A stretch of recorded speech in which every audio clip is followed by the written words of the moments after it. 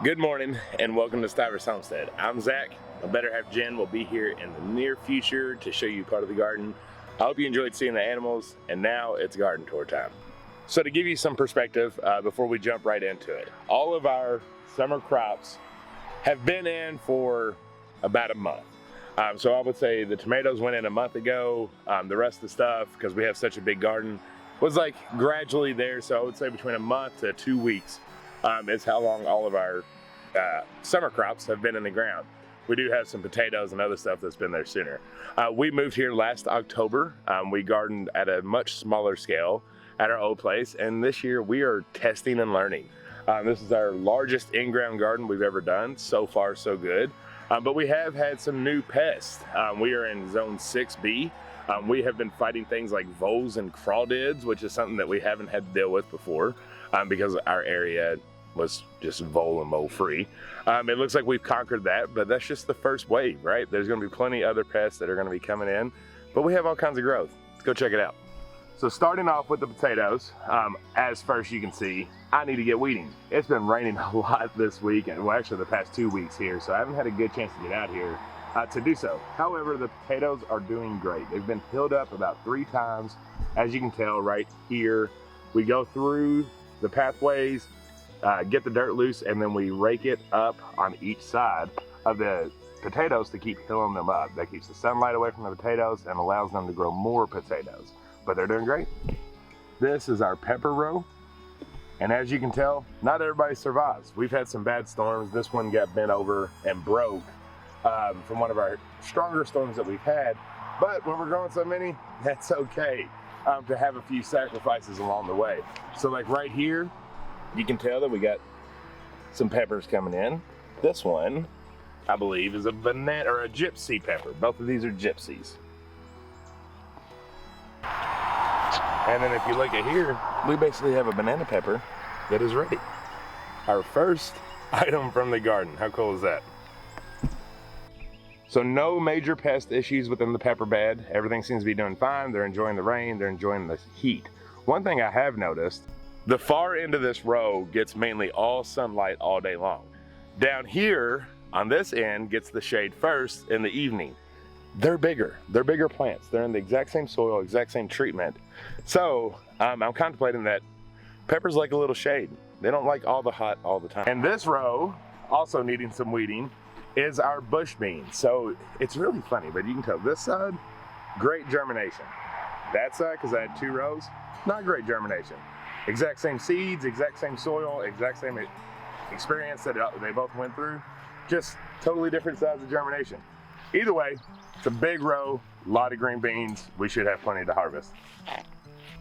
And then on our 2 cattle panel trellises that are in the same row, we have some pole beans. That's like Kentucky Wonder pole beans, which are our favorite. And then over here, we have cucumbers. So they're from Viet Alphas to the National Pickling Cucumber and all that different stuff. And we have a few here, I believe, yeah, there they are, that are starting to pop up. Welcome to zucchini and squash heaven. My goodness, this is, all of our rows are about 100 foot long, just FYI. And we have squash and zucchini everywhere. They're doing really well. One thing that's kind of funny, not funny, but nice, is we normally get blossom end rot on almost all of our first zucchini and squash that pop up. It's usually due to bad pollination or whatever it may be, too wet, different stuff like that, and they drop off. This year, we're having much better success with that. All of our first fruit has hung on and starting to grow. When we get down in here, we get into some of the lemon squash, and I see an 8-ball, I think, that's ready right now. Y'all see that little guy? So it's not quite ready, but that's called an 8-ball squash. So it doesn't get much bigger than that, and it's round. It's more like a personal size zucchini, which is really cool. And you don't waste as much, I guess you could say. But she's not ready just yet, but probably by this evening she will, because as you all know, that stuff is little in the morning and as long as your arm by the afternoon. And then these 3 plants right here are ground cherries. We're growing kitties too.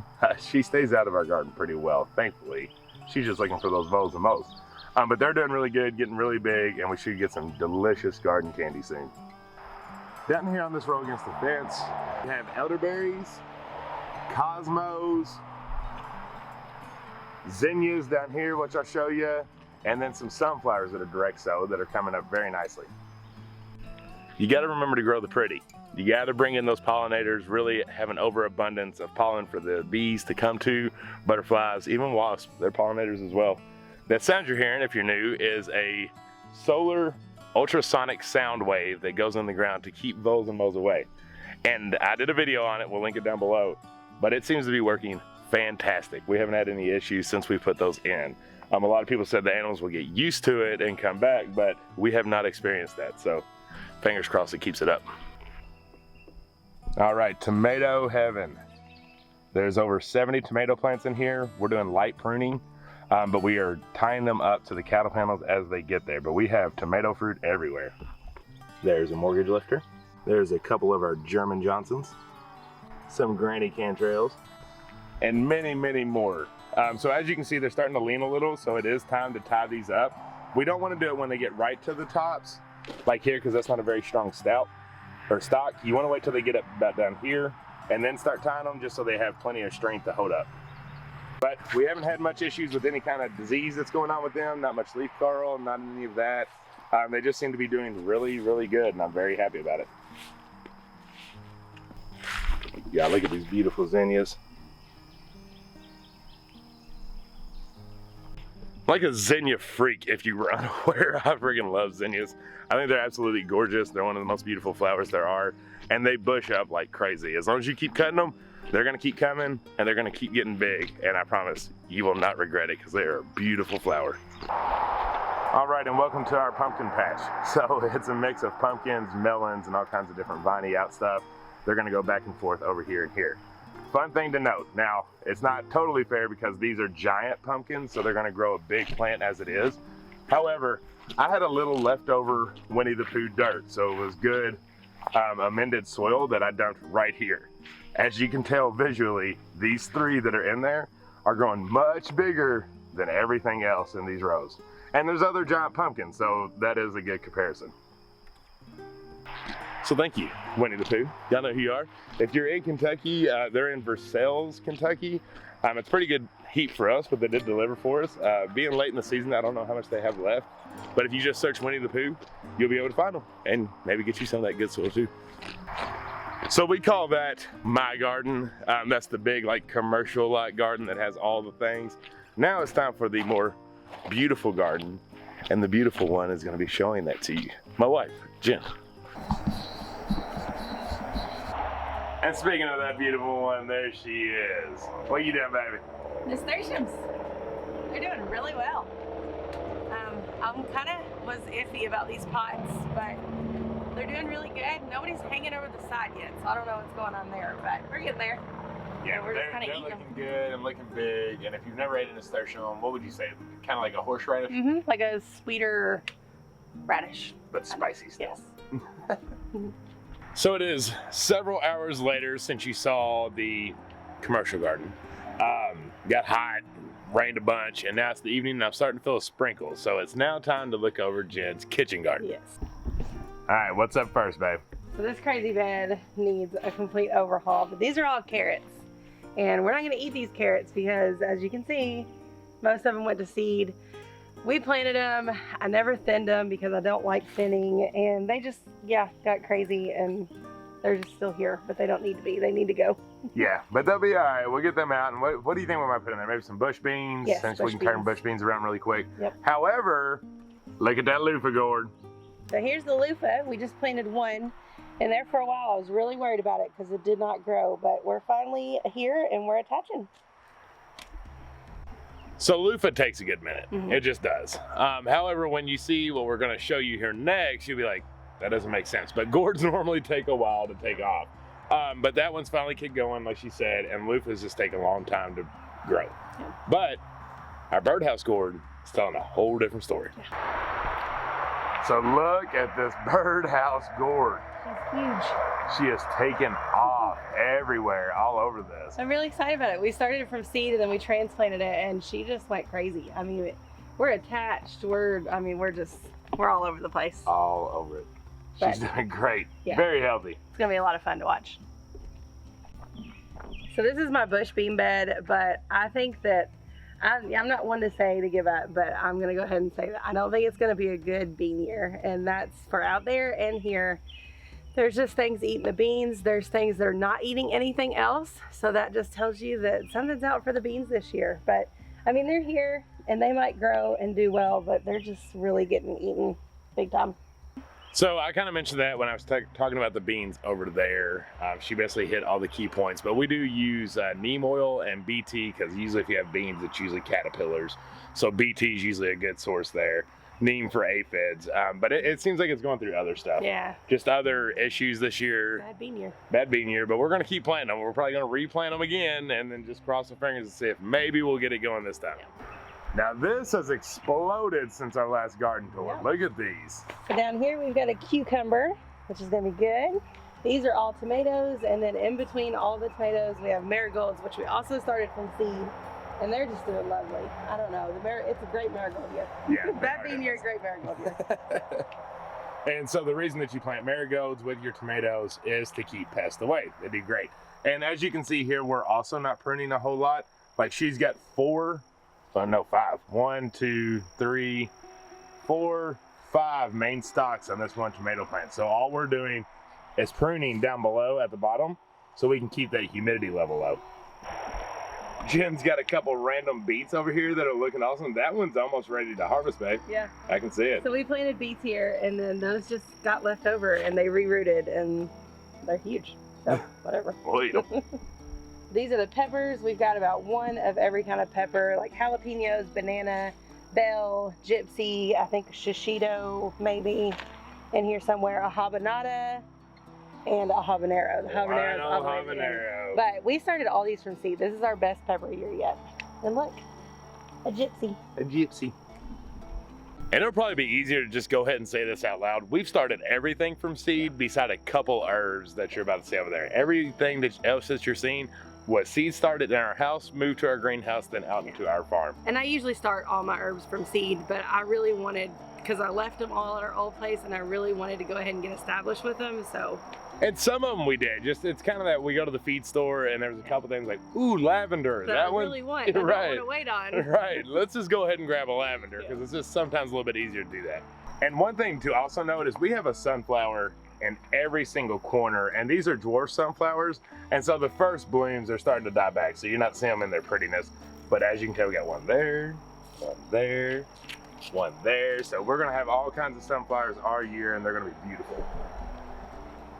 All right, where we at now, babe? These are all ground cherries, minus that one sunflower. We're about to have ground cherries out of our ears. Yeah, look at this. They're everywhere, and they're so big. We planted some last year, and they were just real squatty. They weren't very big, so I don't know. I think it's the soil, honestly. It's gotta be the soil. Yeah. So if you don't know what a ground cherry is, we've mentioned this on our last one, but if it's your first time joining this garden tour, it is like garden candy. Yeah. So they grow in those little husks. Do not pick them off the vine. If you pick them off the plant, you're not getting the flavor that you should out of the garden candy. It can be poisonous too, so don't do Really? that. Yeah. Oh, we did that one time. We did that a couple years ago, and it was the tartest thing we've ever ate. We're like, sweet, that ain't sweet. Let them fall. Let them fall off the plant, and then that's when it's time to eat them. And I promise you, you will love it if you like anything sweet. And we have 12 plants, so hopefully that's enough. And 3 over there. Because we're not going to preserve them. We're just going to eat them. Yeah. Yeah. We're going to have plenty, I think. Yeah. This is all my calendula that I started all from seed, and it's just going crazy. I'm really excited about it. I like this calendula spot. I think I might do another one as well, maybe out there bigger, like a bigger plot, because this is what we use for our salves. So this is awesome. We left our calendula at our old place, so it was awesome that this got started so quick and just took off. Yeah, having to start all over with all the stuff that we make.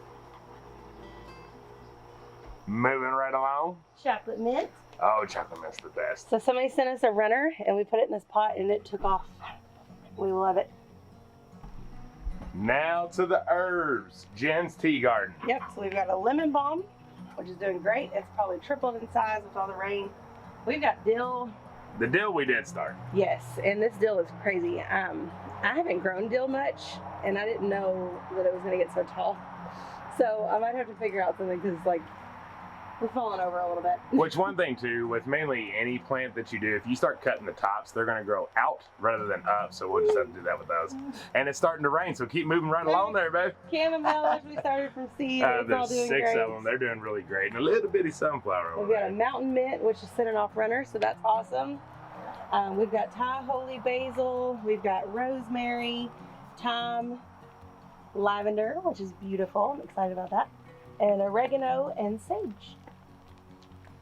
And then the centerpiece, the comfrey. So it has transplanted out here to our centerpiece. It's taken off really well. And y'all probably seen a lot of weeds and you're like, what's up with you all not mulching? Don't worry about it. We ain't worried about it. You shouldn't be worried about it. No, I'm just kidding. You can definitely mulch. That helps with water retention and also helps keep the weeds down. But I promise y'all, if weeds are gonna come up, they're gonna come straight through your mulch too. So don't do it for weeds, only do it for water. Just kind of a rule. Because a lot of time when you put that mulch in, it's gonna have grass seed and stuff in it that's just gonna grow right up. So yeah. we could, but would it probably be a waste of time? Yeah, because we just moved and like I never expected us to even have a garden. I knew we would have this because we worked on it early. I never thought we would have that out there.